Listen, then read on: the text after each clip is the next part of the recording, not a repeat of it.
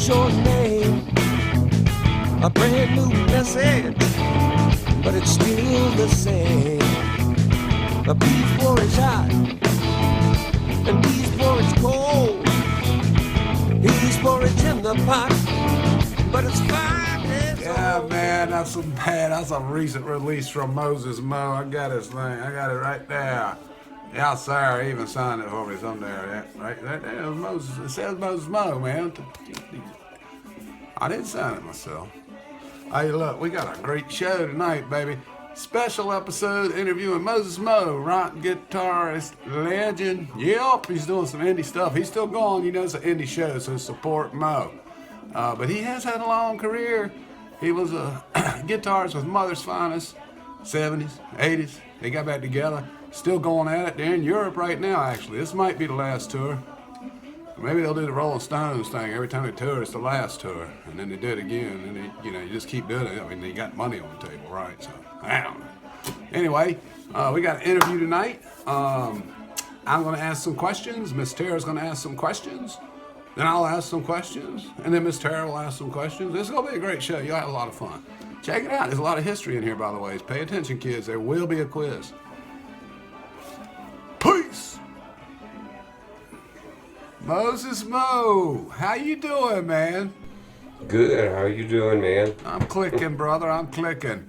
Tell me about your youth and how you fell in love with music. When did you discover that it was your first love? And you're gonna be a full-time performer. My youth. When I started playing guitar, I guess when I was about 15. And I just wanted to play the stuff that was on the radio, It came on and I would set up and try to mimic it and play. And I got to really liking to do that. So I did it a lot. And the more I did it, the more it felt right. Yeah. So got into a couple bands and tried a few things, and I gravitated towards the music that I liked. And I just had fun the whole time. It was just every time I picked the guitar up, it was fun. So I was grooving on it. It was cool to me. Name some of these guys. I mean, who are these people that influenced you? Just the standard stuff you hear a guitar player would love. Jimi Hendrix and Jeff Beck and Jimmy Page. And those are the ones that were the popular guitar players that were out there. Johnny Winter, those are the rock guitar players. But I also liked Django Reinhardt. He was really cool. And a few Wes Montgomery was great. And on and on. I mean, I liked just about everybody I heard. Yeah, man. Can you tell us a little bit more about the inception of Mother's Finest? A little bit more. I'll tell you, the very, very beginning, I was still 17 years old and I was playing in a club illegally. And my band played the dance sets and Joyce and Glenn were playing the show sets, but they were dressed up in gowns and a suit. And they would stand on the dance floor, all the people would sit down and it would be the show set. They were booked there for a week. And during that week, we talked a little bit and got together, and they wanted to have a rock and roll band, and do fun stuff, and do stuff like Sly Stone, stuff that was on the radio that they really loved. And so we got together with me and some of the guys from my band and them, and after they finished their engagement for a week as being the show band, they got the club owner to hire them back as the dance band. And so they still just went up there, and everybody went up there with the show band last week. And then we were doing the dance band set, and people were standing on the tables, and it was better than the show. It was great. We did that, and then after that was over, a couple weeks of that in that club, which was the Golden Lion in Dayton, Ohio. We all got together and got a U-Haul and an old Pontiac and station wagon and drove down to Miami and stayed with a friend of ours, John McIver, at his house. And but he was having a fight with his wife, so he moved us into his house, and she was very gracious first time she met us, and she actually let us stay but wouldn't let him stay. So we got together there and we became really good friends. And we stayed there for a month or two and rehearsed. Got a few people. Got Wizard's brother Lunch, who was our first bass player, I guess, really, after John MacIver, because he couldn't do it. Great bass player, but he just had another engagement, couldn't make a breakaway. And got together, played some gigs around Miami, which was really good because it was just raw. We just played what we wanted to play and jam, and all the rules were down. We were having a great time, and that's where the band developed the most in the shortest amount of time. That first year, I guess we were together. And that was 1970. That was cool. That's a little, tight little thing. From there, all kinds of things happened. So we eventually moved to Atlanta because there were gigs in all directions. And, that's what happened. We've been here ever since.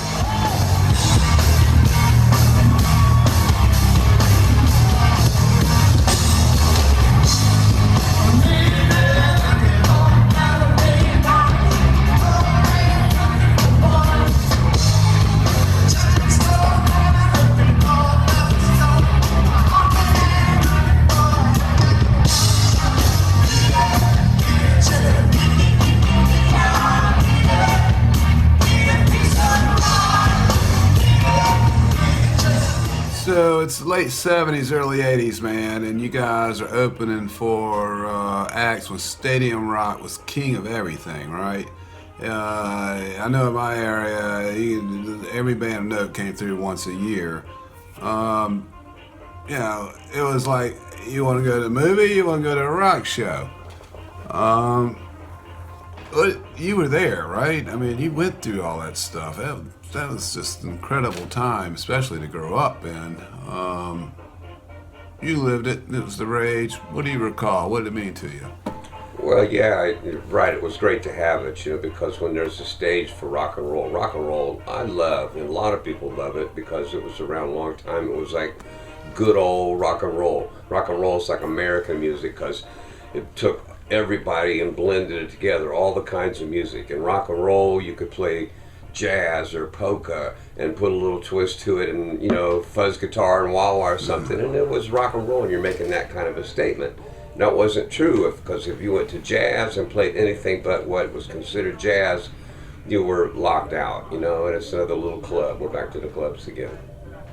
But, it was a great time, everybody was playing. Frampton Comes Alive and was selling 60,000 seat baseball stadiums out, and we played a few of those shows, and it was just mind-numbing, because you still can't feel but the first maybe couple of rows, and then after that it's just a delayed roar that comes from the crowd, and it's really a unique feeling, but I wouldn't know.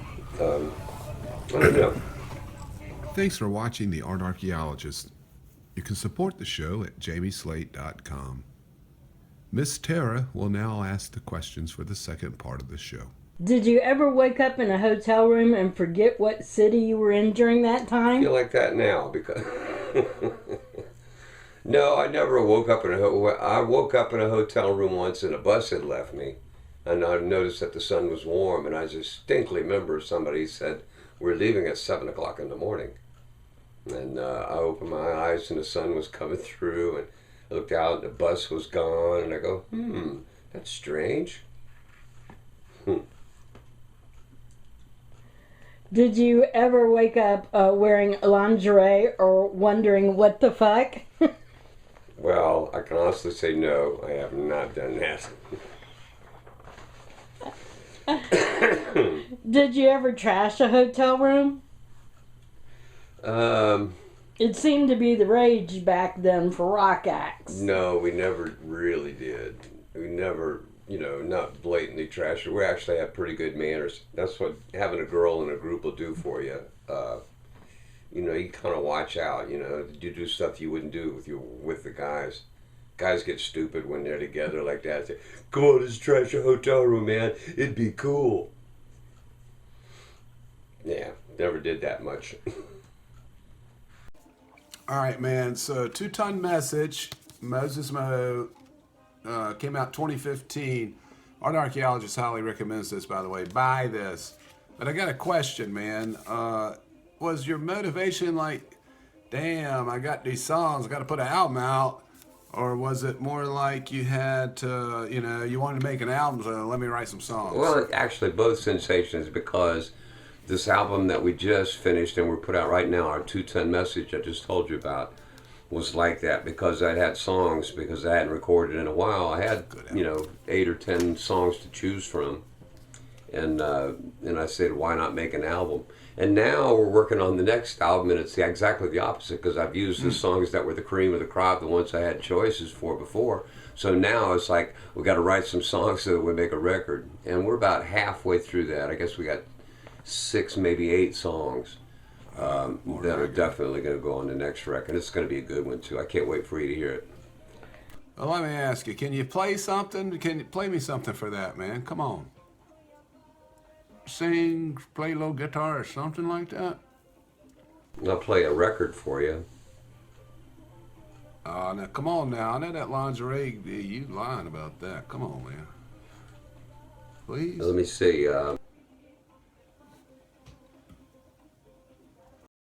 Yeah, I like a lot of this stuff. I like a Flying Machine. I think it's really pretty good.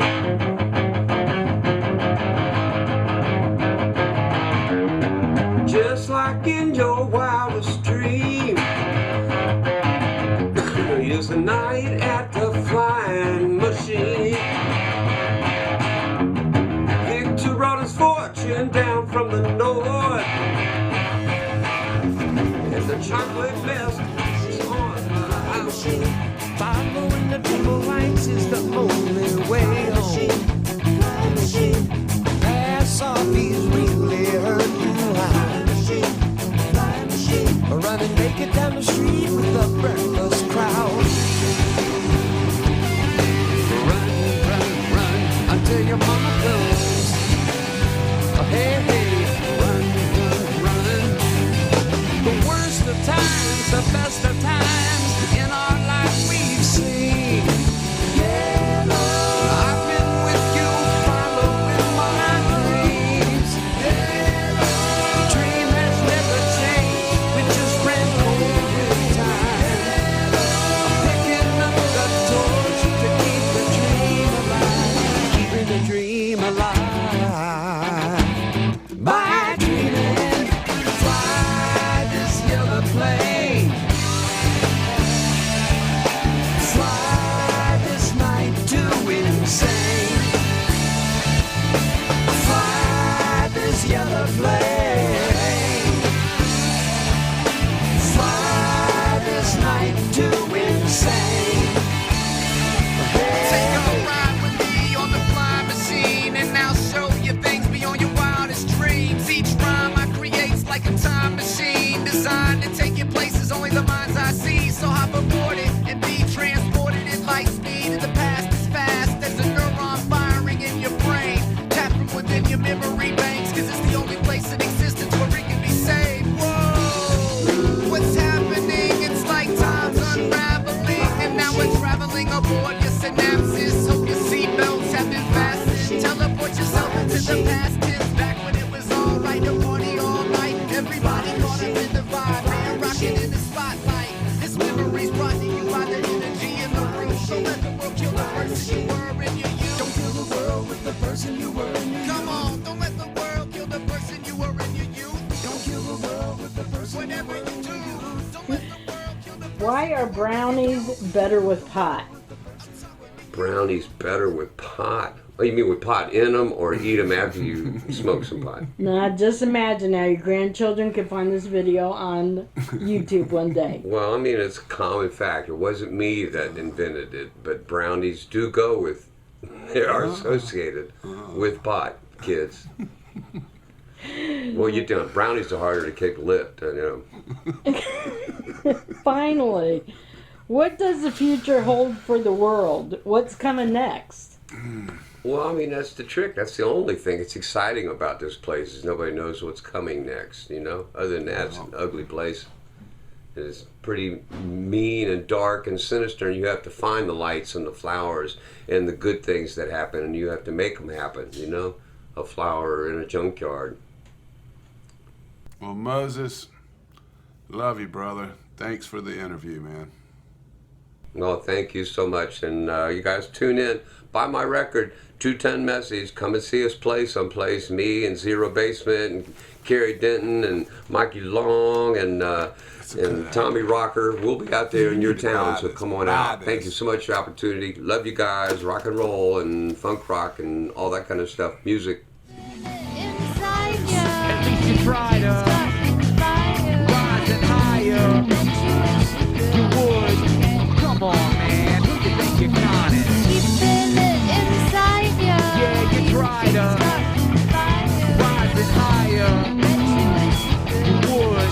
Come on, man. Who you think you're conning? Spend up a dollar, and what do you got? You got nothing. A whole lot of Nothing. no, nada. Stand up and holler, and what do you got? You got nothing. The opposite of Nothing. something busted. Walk up by, think you're making the call, but that's nothing. No, Nothing. you're bugging. Just when you think you got it all, well, you don't. Can't have nothing. Kids, gather around, this is important, so hush. I want to tell you a story. The story goes as such. There was a king named Midas. His only love was for greed. This guy defined luxurious, the force of queen. In time, born a son. He had family plus empire. What more could he want? But it seemed the more he had, the more he want. So he prayed for more fortune to come. We prayed to the gods who heard prayers and cornucopia in the air. So they cursed him with a golden touch. That's why there's a saying to be careful what you ask for. You can get it. Then afterwards, wish you get it. Too bad for your highness, King Midas. He thought it was a gift, and at first he was delighted, but got caught up in the midst of all the excitement and didn't notice when his own son walked up beside him. He took his father by the hand, and now tears flow from his eyes like the time brought him right beside him. A wise man knows the green is a poison. He can bring you the world if you completely destroy it. Can't have nothing. Somewhere, You can't have nothing. man, I wanted it, but I Can't have nothing. That's something. But if you had everything, where would you be? Happiness is found within. You can't grab it, you can't, but that's just how it is. What is your favorite joke? There's this guy walked down the beach and he found a magic lantern. He rubbed it. Genie came out and says, "That's right, you got 3 wishes." So he says, "Okay, but the only catch is your mother-in-law gets double whatever you ask for." He says, "Okay, I hate my mother-in-law, but here goes. What's your first wish?" Is, "I want a big giant house on the beach." He says, "Okay, but your mother-in-law, she's got 2 of them." He says, "Oh, second wish, give me $1 million." "Okay, but your mother-in-law, she's got 2 million now." And he goes, "Oh God, I didn't." He thought about his third wish, and he says, "Beat me half to death."